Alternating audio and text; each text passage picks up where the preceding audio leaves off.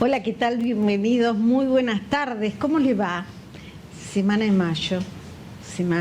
Les voy a dando la primera pauta, la primera pista de este encuentro de tardes de miércoles, mientras agradecemos a todos quienes nos acompañan y nos permiten llegar con este programa que hace muchas temporadas llamamos El Debate por Canal 11, que se emite en vivo y que hoy nos va a invitar a reflexionar de la semana de mayo.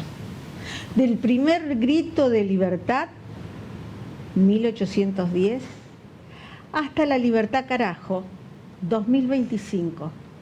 ¡Qué viaje! ¿Eh?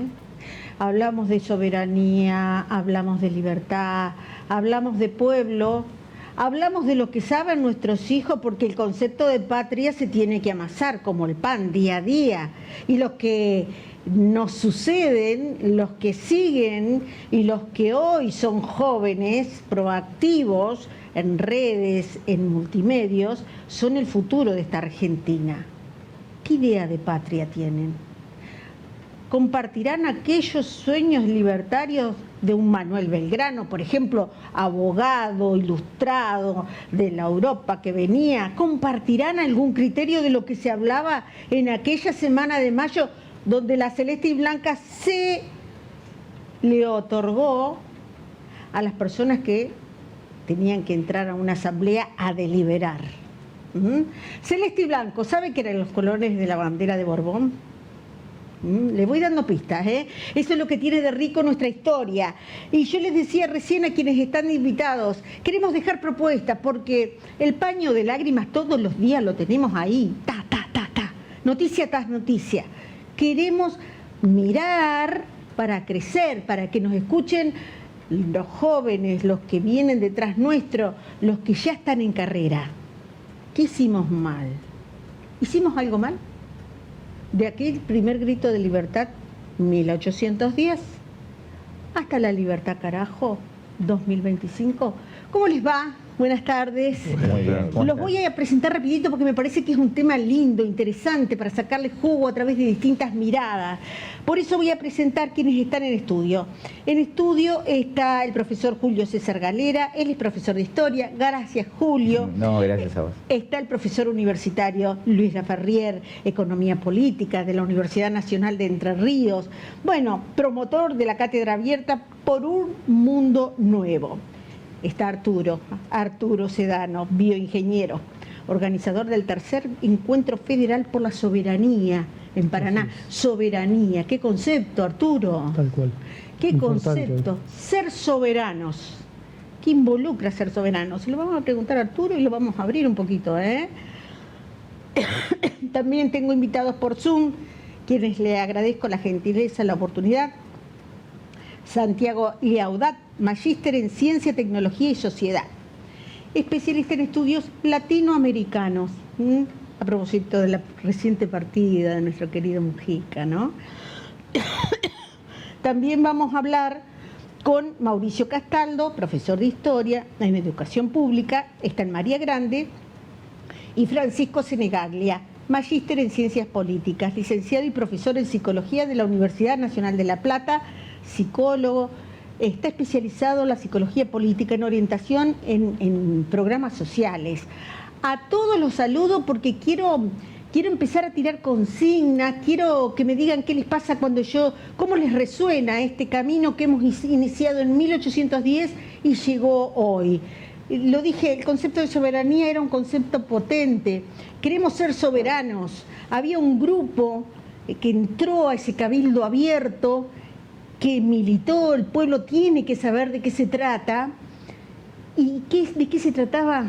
La necesidad de que este país que estaba concibiendo la idea de libertad y soberanía se pusiera de pie, se independizara de España. Por eso el concepto de soberanía, y te lo pregunto específicamente, ¿qué sentís? ¿Cuál es la primera imagen que te viene de aquel 1810 a este 2025? Bueno, nosotros venimos impulsando este encuentro y la consigna que nosotros trabajamos mucho es esto de cuando la patria está en peligro, dijo San Martín, todo está permitido salvo no defenderlo. Nosotros creemos que una parte muy importante de lo que hoy está en discusión y lo que hoy estamos atravesando tiene que ver justamente porque se ha perdido la idea de la lucha por la soberanía. Hoy hablas con los jóvenes, hablas con una parte de la sociedad y que tienen la idea de un concepto viejo, de un concepto histórico, pero desactualizado de los hechos concretos. Ahora, nosotros decimos hoy, lo que están sufriendo los jubilados, los trabajadores estatales, tiene que ver centralmente con un enorme ajuste para pagar deuda externa. Eso es entrega de la soberanía económica de nuestro país. La entrega de los recursos naturales nuestros, litio, petróleo, nuestro río. Fuimos parte de la remar contracorriente por la defensa de nuestro río, que hace 25 años no tenemos soberanía y lo tragan empresas extranjeras. Entonces nosotros entendemos que la pérdida de soberanía nos atraviesa todos los días y es algo que tenemos que discutir en todos los ámbitos. Mire que primer acercamiento potente. Te agradezco porque lo concebiste muy bien, digamos, lo trajiste en tiempo y espacio perfecto. ¿Qué se te ocurre a vos, Julio? No, el tema de la soberanía es el tema central que se discute en el Cabildo Abierto del 25 de mayo en Buenos Aires. O sea, el pueblo reasume la soberanía no estando el rey. Esos eran los conceptos que se habían estudiado, que muchos de nuestros abogados que habían estudiado en Chuquisaca, en La Paz, como Castelli, como Monteagudo, como Moreno. Quiero aclarar para quienes por ahí lo tienen desdibujado, la Universidad del Alto Perú era potente. No, claro, sí. Sí, Buenos Aires recién empezaba a ser, a partir de las reformas de los Borbones, la capital del recién creado virreinato del Río de la Plata. Entonces, bueno, eran pocos los que tenían la posibilidad de estudiar y de viajar y de estudiar afuera. El caso del Grano, sus padres eran italianos, era el hijo de un grupo grande de hermanos y tuvo esa gran posibilidad, después vino ya con un cargo. Pero bueno, el tema de la soberanía era un tema central, que se discutía a partir de lo que se leía en aquel entonces, un poco a escondidas, estos que tenían la posibilidad de leer a Montesquieu, a Voltaire, a Rousseau, a Diderot, bueno, y era el debate, ¿qué pasa si el rey no está? Si el Consejo de Regencia español acaba de caer en manos de los franceses que habían invadido tratando de ocupar Portugal en su pelea económica, eso lo va a hablar el profe con los ingleses en ese momento. Y bueno, por eso, esa era la discusión. Y el debate giraba, y la discusión entre el obispo de Buenos Aires en ese entonces y Castelli hacía hincapié en este tema de la soberanía. De la soberanía. De la vuelta de la soberanía al pueblo, no estando el rey. No estando el rey, claro, que la soberanía vuelva al pueblo. Exacto, y el pueblo decidiría quién querría el pueblo que lo gobernara, básicamente. Qué sencillo y qué conceptos, insisto, qué bien que estamos silvanando este primer pantallazo de la soberanía. ¿Vos por dónde pondrías hincapié, profe? Sí, yo hablo en general de que la sociedad argentina, la que se forma, bueno, a partir de la conquista, de la campaña de conquista que hacen los europeos sobre este continente, sobre la base del genocidio, ¿no es cierto?, de lo que estaban viviendo acá desde hace miles de años. Desde ese momento nosotros nos insertamos en lo que es el orden mundial, un orden mundial nuevo, en el mundo, que es el capitalismo, que va integrando las distintas zonas, los distintos países, a un orden que tiene sus lógicas y que además tiene jerarquías entre países dominantes y países dependientes. Nosotros entramos directamente como colonia, y después de este proceso, de esta lucha por la independencia que llevó varios años, logramos la independencia formal, pero nunca logramos una verdadera independencia, porque después entramos como dependencia dentro de lo que fue el dominio del imperialismo inglés, dependencia de los norteamericanos, y tuvimos distintos periodos donde se podría haber acotado, te podría decir, las cuotas de dependencia, y podríamos haber generado mejores condiciones de vida para la población. Hoy yo creo que en lo que va de este siglo se ha impuesto en la Argentina un modelo neocolonial, directamente neocolonial, y quienes lo han impulsado, que no es solamente un solo partido político, sino sectores de mucho poder, están en las antípodas de todo lo que lucharon por la soberanía y por la libertad en este país, en este continente. Francisco Senegaglia está en Concordia. Bueno, te pregunto lo mismo, ¿no? ¿Cómo resuena aquel 1810 hasta la revolución, hasta lo que es hoy en día, está ya Argentina promovida, proclamada, a partir de los conceptos que estamos buscando acá, ¿no es cierto? Se habló de la soberanía como concepto medular, que la soberanía recaiga en el pueblo, y a partir de ahí empezar a ponernos de pie con un proyecto propio independiente. ¿Qué señalarías vos? Bueno, voy a embarrar un poquito la cancha, pero digo, en principio el concepto de soberanía super omnia, en latín, es lo que está por encima. Primero Dios, después los reyes, y después de la Revolución Francesa, ese concepto se extiende a lo popular. En realidad es Molina y el jesuitismo, responsable de Salamanca y de Chuquisaca, que tiene este concepto contrario al de Bossuet, que dice que el rey da poder al Dios da poder al rey. En cambio, digamos, el jesuitismo plantea esto que va a plantear Castelli en mayo de 1810, la retroversión de la soberanía. Cuando no está el rey, la soberanía vuelve al pueblo, que es el verdadero soberano. Eso por un lado. De cualquier manera, lo que hay que tener siempre en cuenta es que los pueblos primero viven su historia y después la cuentan.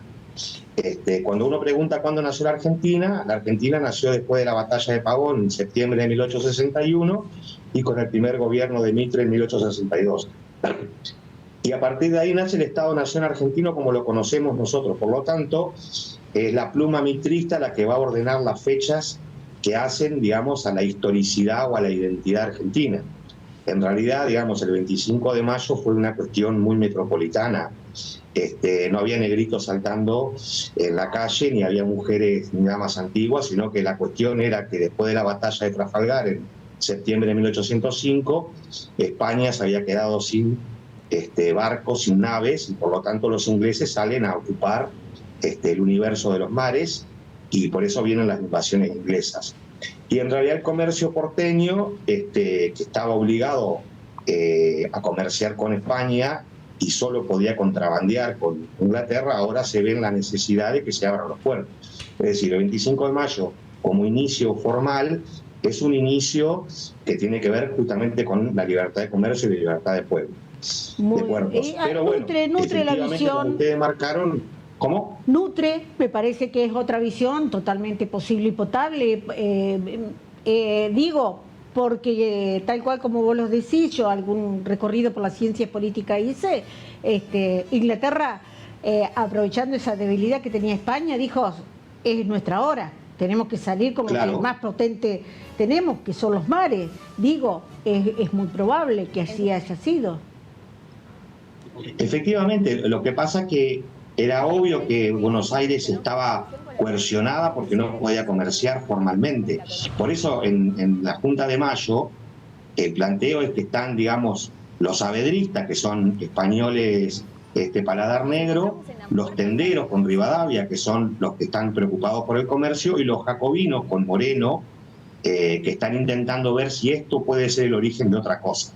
O sea, si nosotros tenemos que pensar en términos freudianos, si se quiere, que en el origen está el destino, efectivamente, en el grupo morenista está la idea de aprovechar de este escenario del rey preso para poder, digamos, formalizar alguna suerte de alternativa. Todavía no hay concepto de patria, por eso las escarapelas y después la bandera de Belgrano es una bandera de los Borbones, o sea, son los colores de los Borbones, porque en realidad se hace toda esta suerte de revolución en función de Fernando preso en Francia.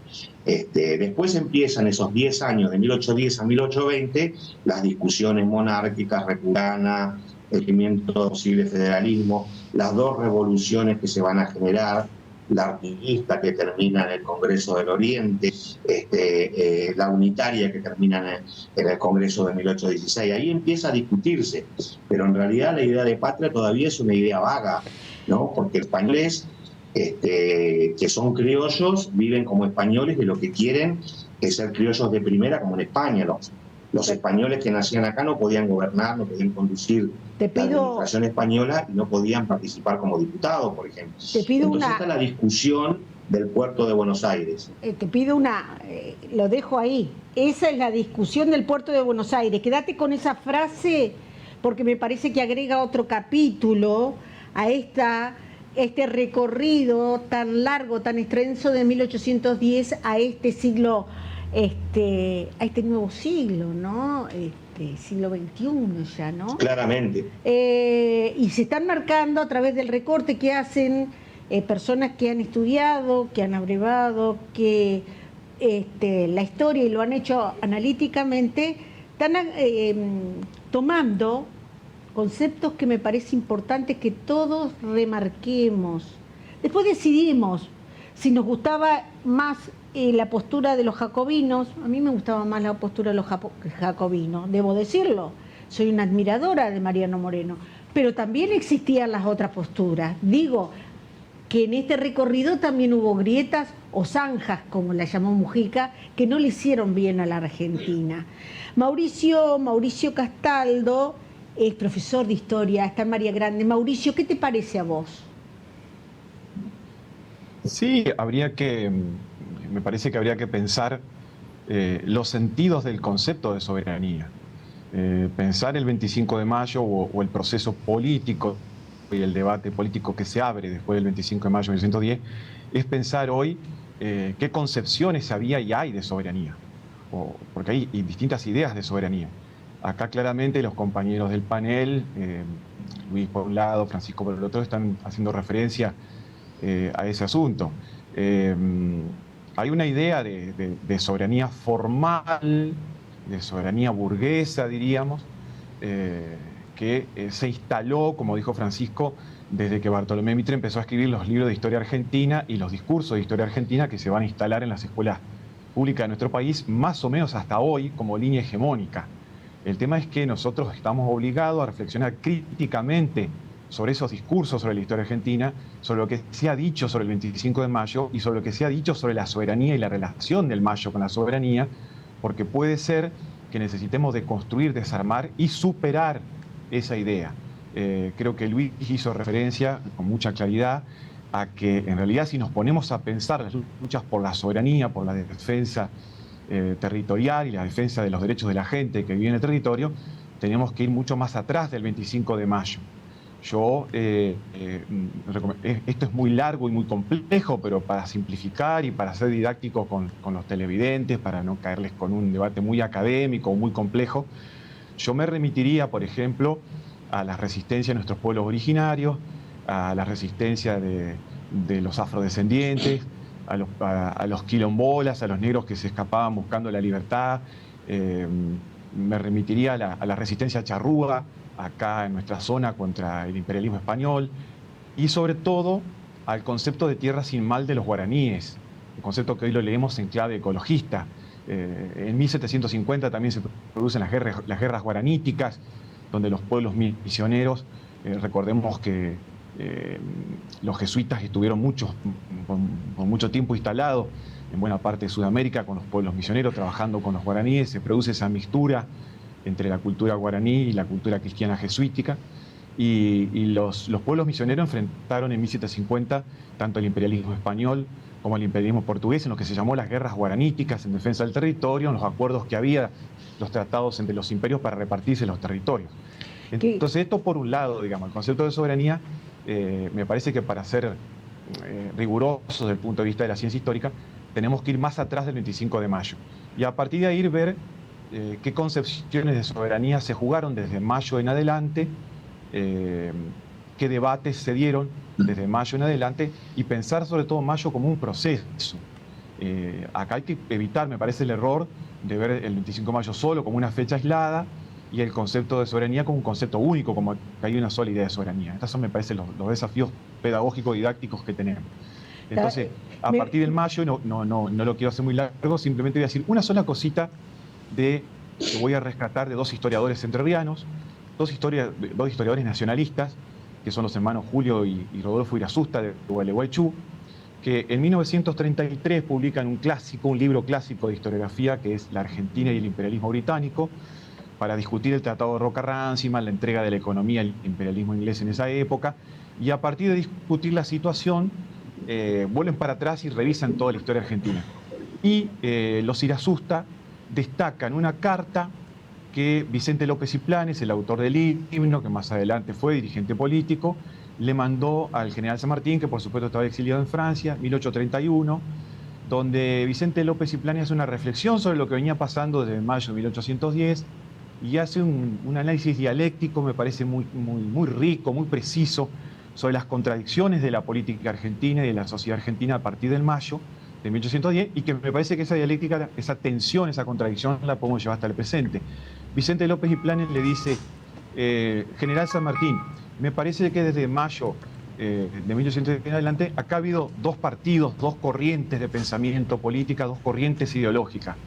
Una, la del patriotismo, dice, los verdaderos patriotas que han luchado por la defensa de la soberanía, de la identidad nacional, y agrego por la patria grande, porque los verdaderos patriotas de aquella época, de este primer ciclo, porque podemos hablar de ciclos históricos de lucha y debate por la soberanía, desde antes del mayo y hasta el día de hoy, el patriotismo y la soberanía de 1810, de 1820, de 1824 en la batalla de Ayacucho, se jugaba con la unidad latinoamericana y con la patria grande. Claramente había una concepción de que el patriotismo era un patriotismo continental. Entonces López Planes, termino, le dice, por un lado están los verdaderos patriotas, los que desinteresadamente dan todo por las Provincias Unidas, por Argentina, por la unidad de toda la región, la macroregión, y por otro lado, dice Vicente López y Planes, están solo los que piensan, los políticos argentinos, los que gobernaban, y él estaba criticando fuertemente a Rivadavia, por ejemplo, entre otros, están solo los que piensan en sus negocios, en sus intereses y en el bolsillo, así los individualistas, los egoístas, los liberales, porque si estamos hablando de Bernardino Rivadavia,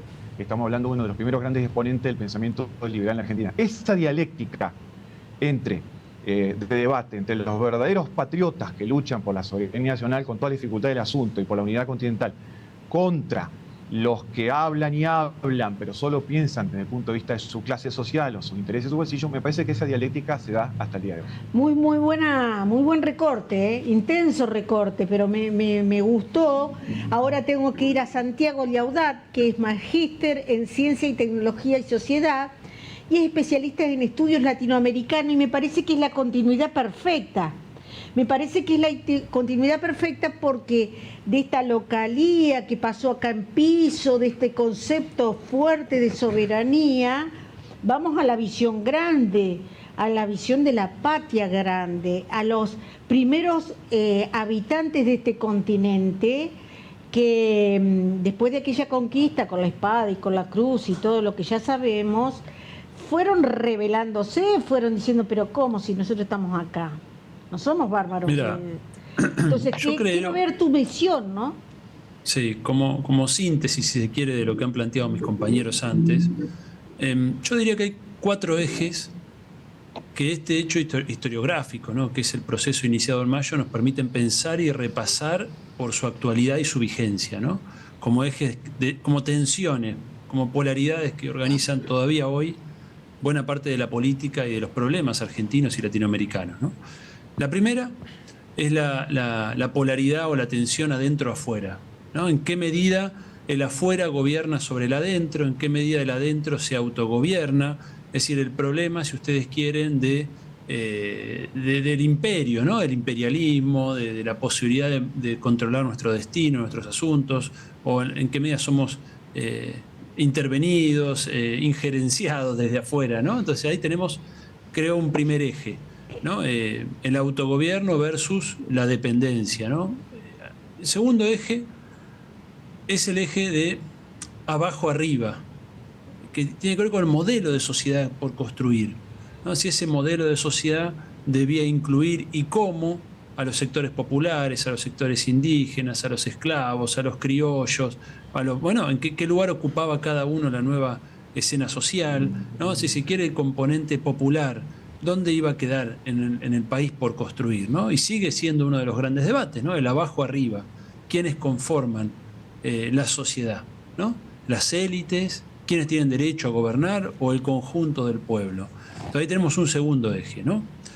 Un tercer eje es este que bien decías vos en el piso, la patria grande y la patria chica, ¿no? Es decir, luchamos por ese proyecto continental, sudamericano, hispanoamericano, o por un proyecto de patria chica, ¿no? Esto se irá, como todos saben acá, decantando en favor de una fragmentación política de esa unidad colonial, pero unidad al fin que existía en el ámbito de los virreinatos, ¿no? Y el cuarto eje, para pensar, es este eje de la unidad o la diversidad, ¿no? Lo homogéneo controlado por una capital fuerte que impone su modelo de país, de desarrollo, de cultura al resto, o el pluralismo conformado por las tradiciones locales, provinciales, que va a ir hacia abonando al proyecto del federalismo, ¿no? Si ustedes quieren, la tensión entre unitarismo y federalismo en Argentina, que en cada país va a tomar su característica, ¿no? Entonces, como síntesis ordenadora de la discusión, que siguen siendo, fíjense ustedes, cuatro ejes absolutamente presentes en la política argentina hasta el día de hoy, ¿no? Totalmente. Arriba, abajo, es decir, ¿quién gobierna? ¿Nos gobernamos o nos gobiernan? ¿No? Segunda tensión, el adentro afuera. Segunda tensión, arriba, abajo. El gerenciamiento, ¿no? Sí. Me gustó ese término. Me gustó ese término, no gerencian, me gustó ese término, me parece muy apropiado. Me gustó tu forma de redondear las distintas etapas. Y yo tengo que encontrarme con la pausa donde nosotros vendemos a a quienes nos auspician para permanecer en el aire, pero les voy a dejar un concepto que tiene que ver con esto que nos dejaba recién nuestro participante. Habló de gerenciamiento, habló de un concepto latinoamericano que en Argentina me parece que no prendió, o en la élite política que tuvo protagonismo responsable, no prendió, pero sí que prende potentemente con Artigas en Uruguay, sí que prende en la visión latinoamericana de Brasil, en la visión latinoamericana de Bolivia. Digo, ¿por qué no prendió esa visión de la patria grande? Vamos a la pausa, volvemos enseguida.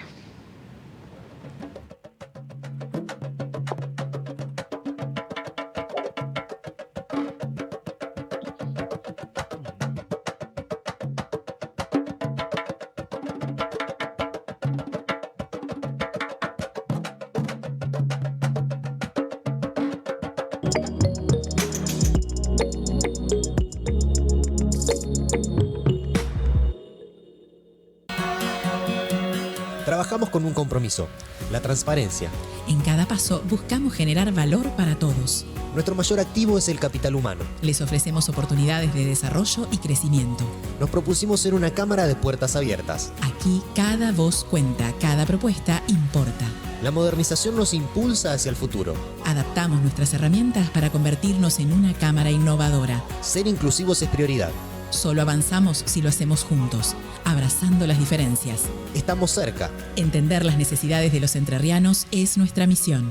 Este camino lo construimos con vos. Sigamos juntos en el 2025.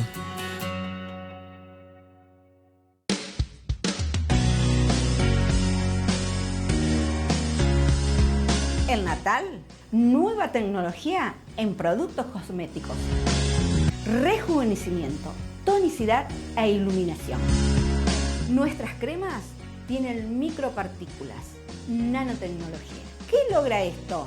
Trabajar profundamente la piel para que te veas bien. Garantizamos resultados desde la primera sesión.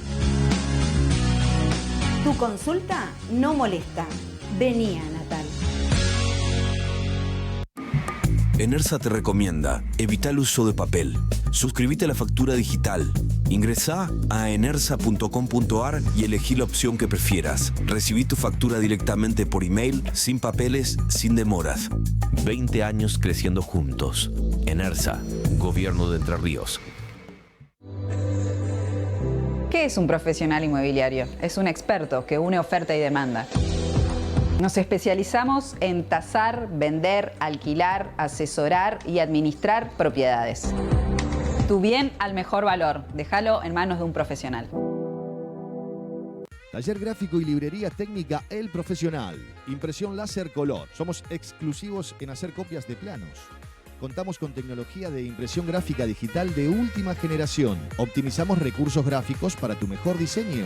Horario corrido. El Profesional. 45 años al servicio del cliente. En la esquina tradicional de Alem y 9 de Julio.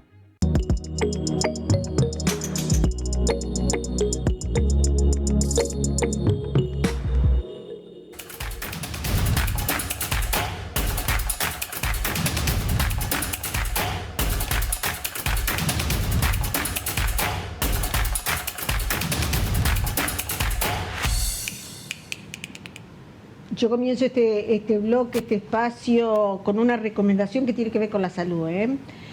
Si vas a consumir medicamentos, cuida tu salud, porque el medicamento tiene una trazabilidad. Está cuidado, está observado desde su fabricación minuciosamente. Entonces, el medicamento tiene que estar recetado por un médico y se suministra solamente en farmacias. El consejo del Colegio de Farmacéuticos de Entre Ríos. Y sigo, y yo dejé un concepto y voy a empezar por piso y quizás haga un ping-pong, Estén atentos ahí quienes están al Zoom. ¿Por qué? Y voy al profe que tiró el concepto, ¿no? Y que destacó, Santiago, 4 puntos fundamentales. Bien breve, bien sintético en tu visión y a modo así como concluyendo. ¿Por qué no prendió el sentimiento latinoamericano acá en los distintos periodos de gobierno? ¿Preguntando a mí? Sí, Santiago. Sí, Santiago. Creo que hay un gran tema que es la colonización cultural, ¿no? Rápidamente primó una cultura que podríamos definir europeizante, ¿no? Y en esa cultura, bueno, se le dio la espalda a la América profunda, se le dio la espalda a aquello que nos unía en favor de aquello que nos dividía, sumado a intereses, por supuesto, materiales, ¿no? que conducían a priorizar los localismos, intereses comerciales, portuarios en particular, que, bueno, fueron fragmentando aquel imaginario bolivariano, sanmartiniano, artiguista, ¿no? de la patria unida, de la patria grande. Así que yo diría que hay 2 componentes, ¿no? Un componente material, por supuesto favorecido por el imperio que se va a imponer como el imperio dominante en el siglo XIX, que es el imperio británico, y que a su vez es aquel que alienta un tipo de cultura, una configuración cultural en nuestros países de carácter neocolonial. Así que diría que ese ha sido la causa profunda, ¿no? de nuestra fragmentación. Lo dije, voy a hacer un ping-pong. Profe, ¿por qué no prendió la idea de América Grande?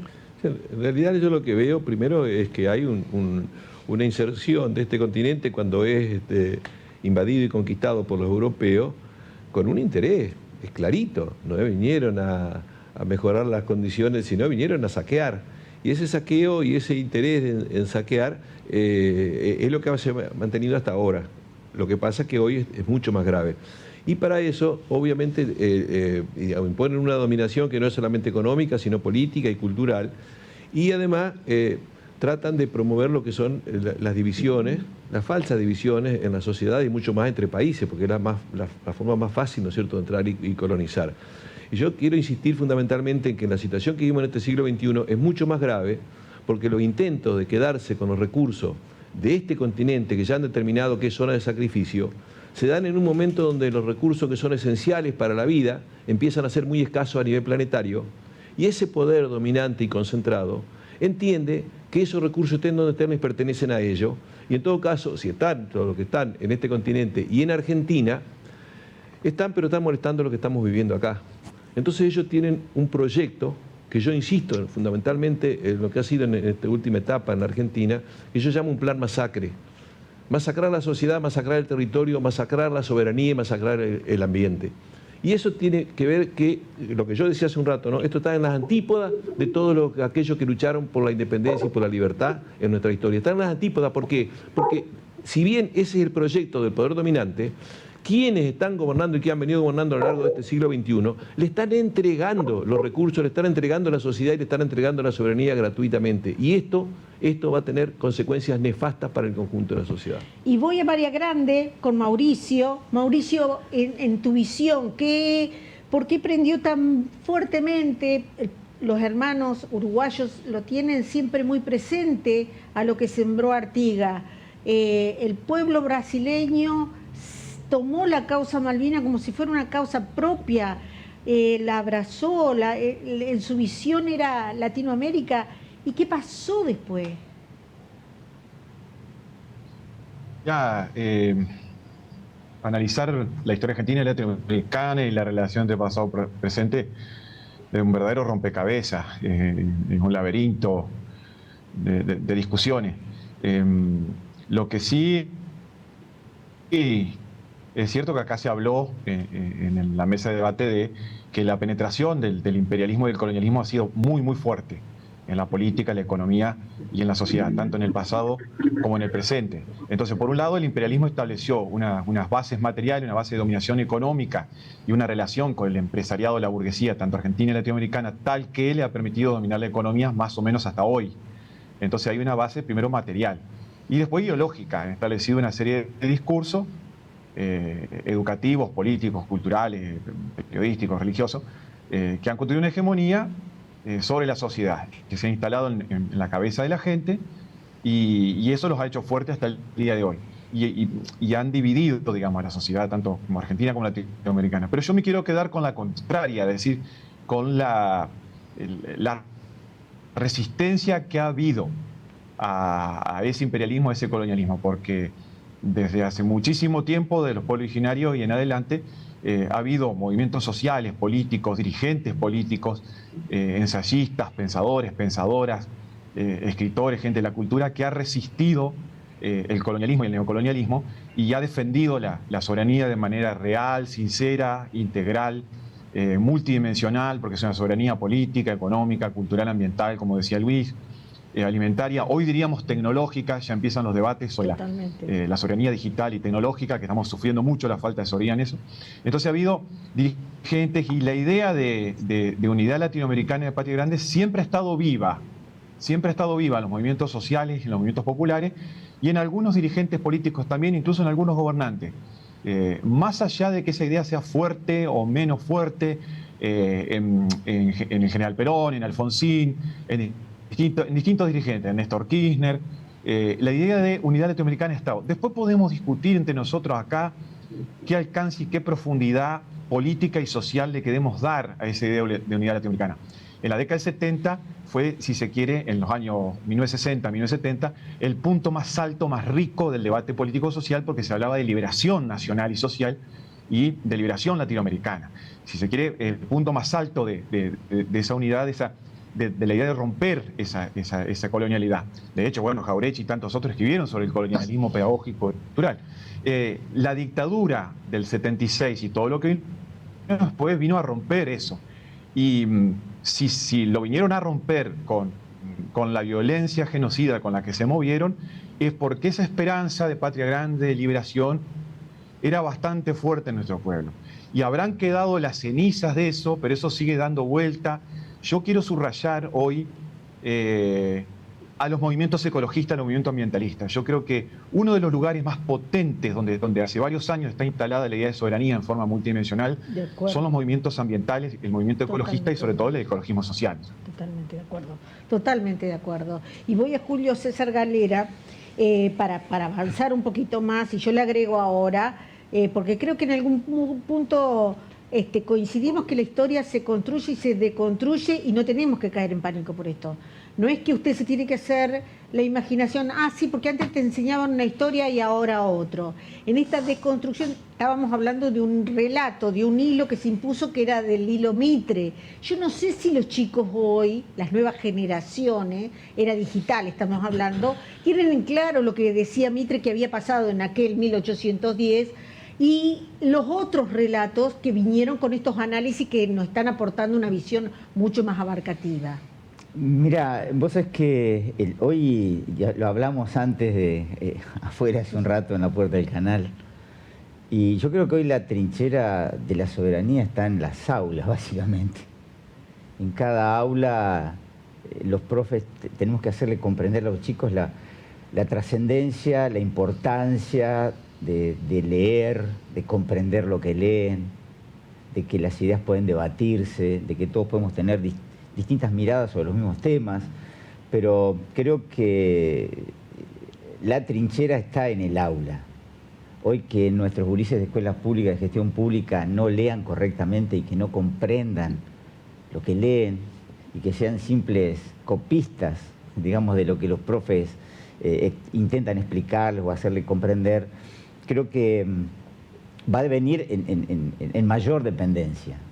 O sea, la generación de contenidos, la creatividad, es por lo que tenemos que pelear. Creo que los recursos, los pocos que tengamos, por los que tenemos que pelear es, digamos, que la salud sea pública y que la educación sea pública, y me preocupa esta lucha desigual contra la tecnología, contra el teléfono, contra las aplicaciones. ¿Cómo llega? O sea, nos manejan a control remoto de rato, esa es la sensación que tengo, y nosotros no tenemos muchas veces las armas para contrarrestar esta situación. Entonces, la pelea por la integración, por la soberanía, el pensamiento de Freire, hoy en día está más vivo que nunca en muchas escuelas, porque es como que estamos empezando a leer de nuevo y no tenemos un acompañamiento fuerte, en este caso del Estado.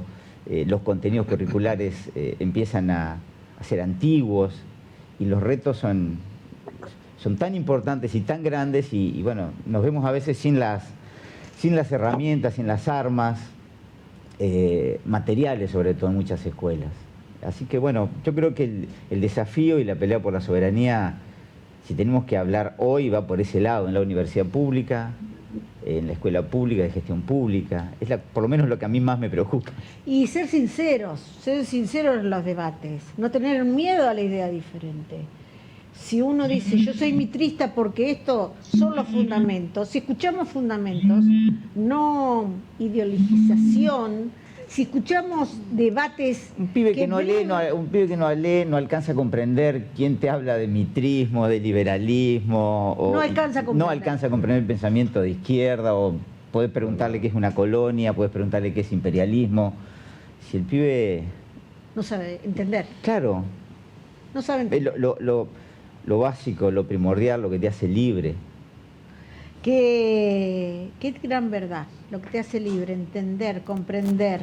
El pan de la memoria se alimenta desde la escuela.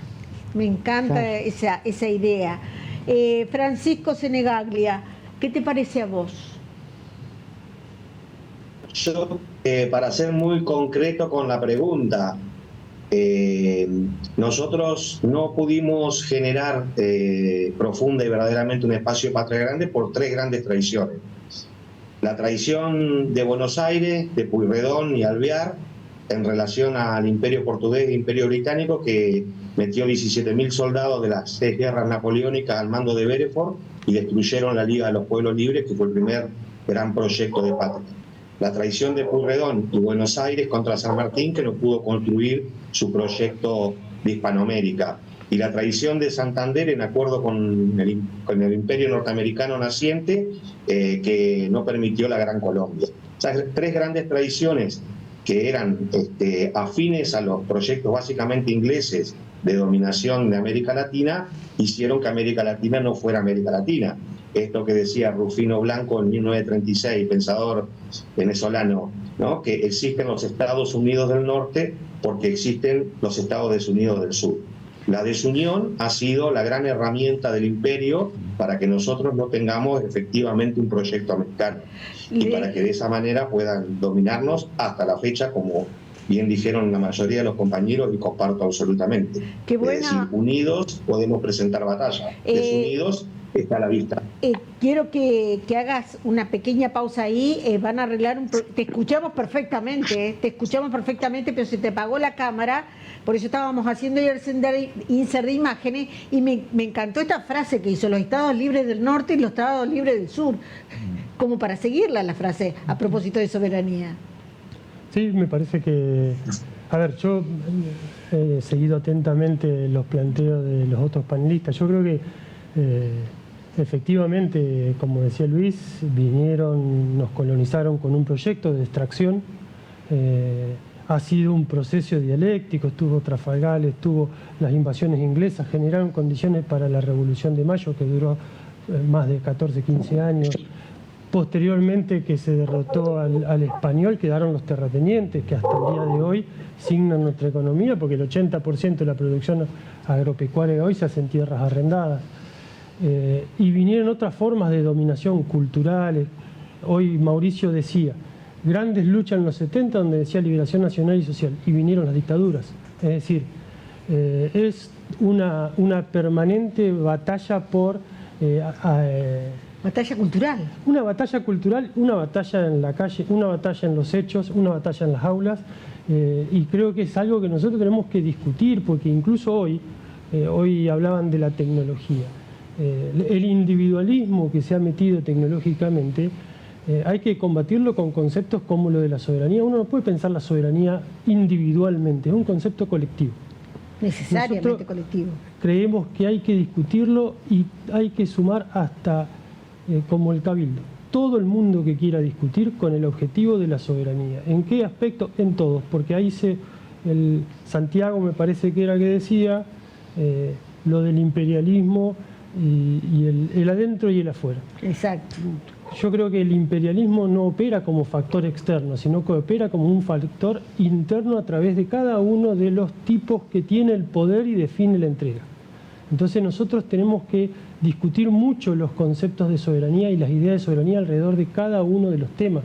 Nosotros decíamos hoy soberanía sanitaria, soberanía económica, soberanía sobre los recursos naturales, soberanía pedagógica, soberanía en ciencia y tecnología. O sea, hoy está en discusión el CAREM, un reactor nuclear nacional con tecnología atómica nacional, y lo han desfinanciado. Claro, de financiar la investigación. Eso es 10 pasos atrás en soberanía. Exacto. Si no 1000 pasos atrás en soberanía. Y bueno, recuperamos el aire allí. Profe, estabas hablando y me gustó esto de la patria del norte y de la patria grande del sur. Me encantó esa figura, ¿eh? ¿Me preguntas a mí? Sí. Claro, por eso, porque los tres grandes proyectos, Artigas, San Martín y Bolívar, eran proyectos hispanoamericanos. Claramente el que tenía una estructura más profunda era el proyecto artiguista, porque se fundaba en la igualdad, mientras que los otros proyectos se fundaban en la libertad. El proyecto fundado en la igualdad es que considera que para poder ser libre primero hay que ser iguales. Mientras que por ahí el proyecto de la libertad, que era un proyecto más iluminista, decía que nosotros deberían alcanzar la libertad mediante el conocimiento, el estudio, la formación, ¿no?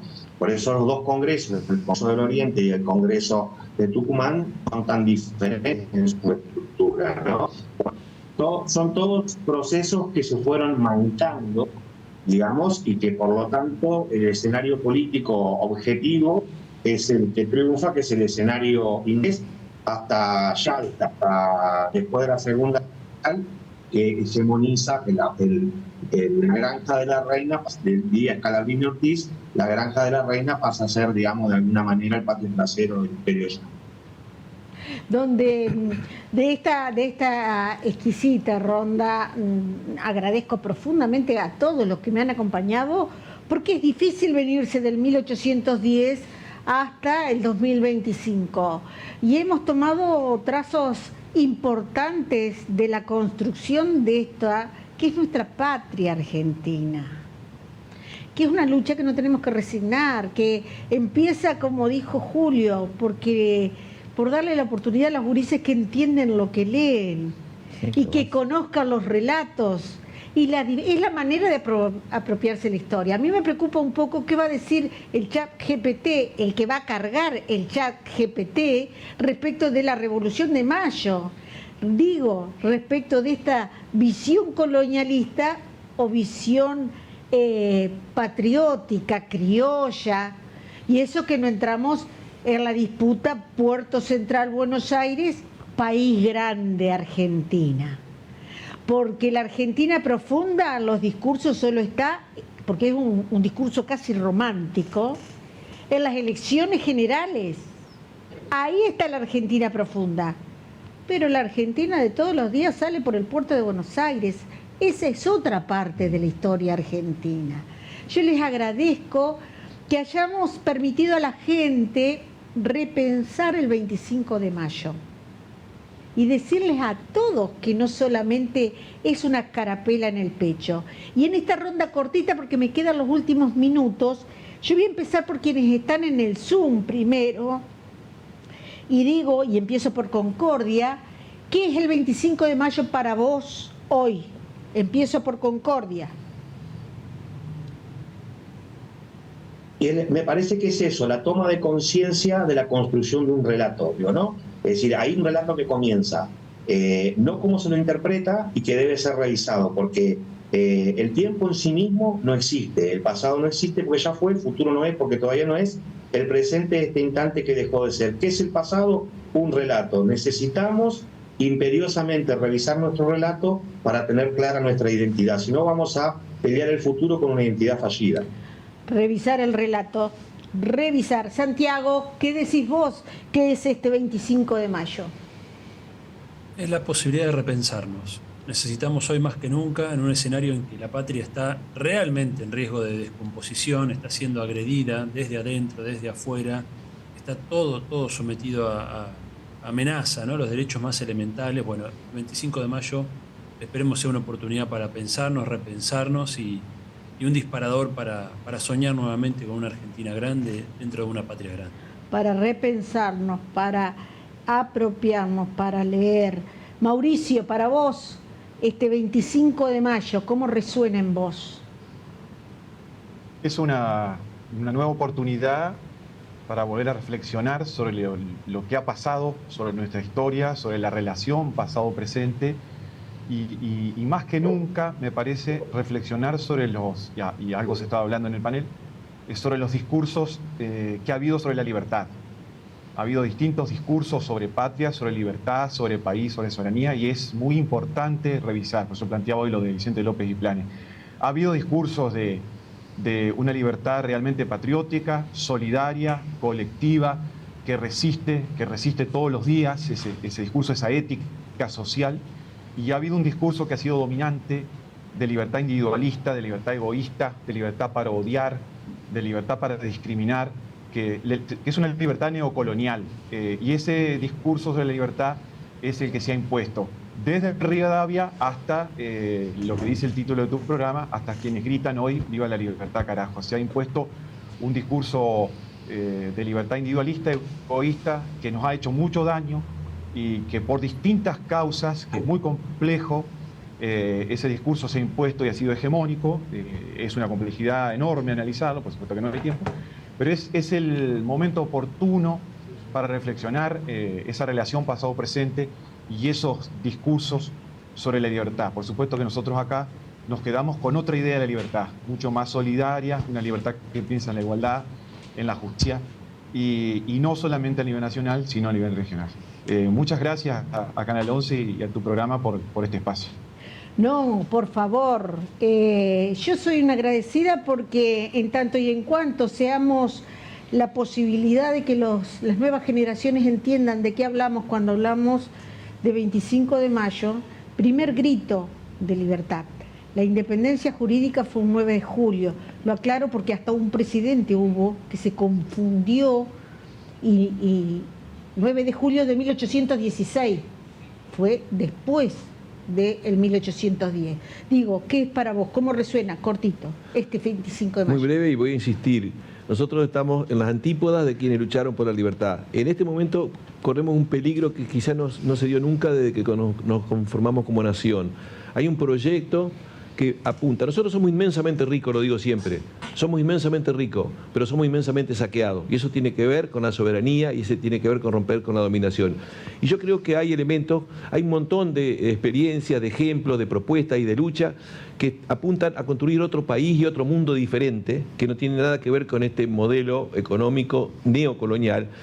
Y creo que lo que más nos hace falta es reflexionar sobre la posibilidad de empezar a hilar y de empezar a unir todas esas experiencias que apuntan a mejorar y a construir un mundo, como decían algunos de los panelistas, más solidario, más equitativo y que nos dé posibilidades que, además de ser sustentable, mejoren las condiciones de vida de todos los argentinos presentes, pero también de las generaciones futuras. Y eso lo vamos a lograr, por supuesto, de la reflexión, de la educación y rescatando todas las experiencias que, por ejemplo, este programa, que no es común en los medios de comunicación masivos que nosotros tengamos la oportunidad de plantear esta situación.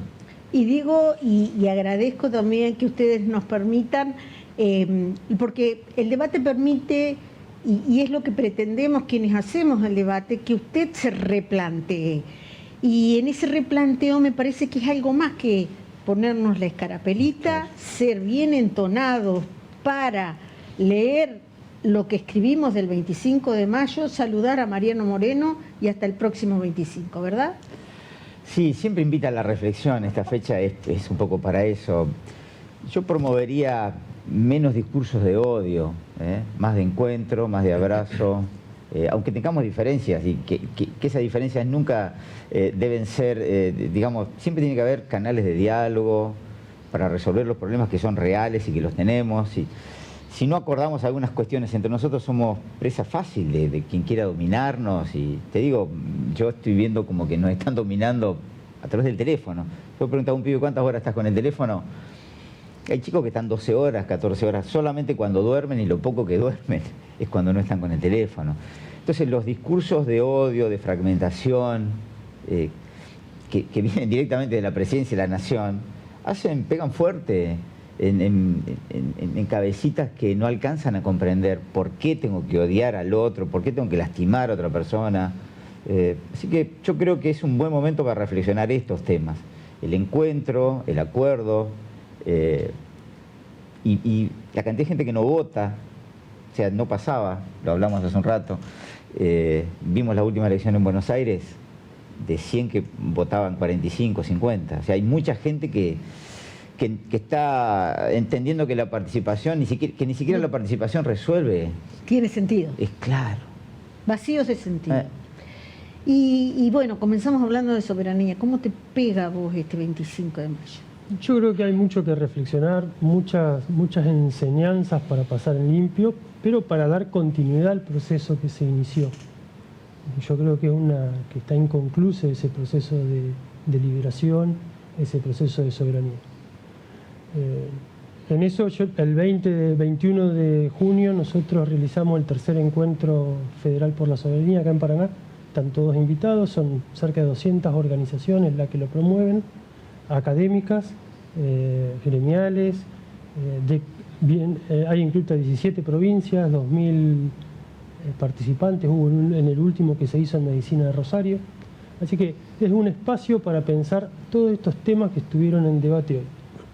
Desde ya están todos invitados a aportar, a sumarse, a ser panelistas.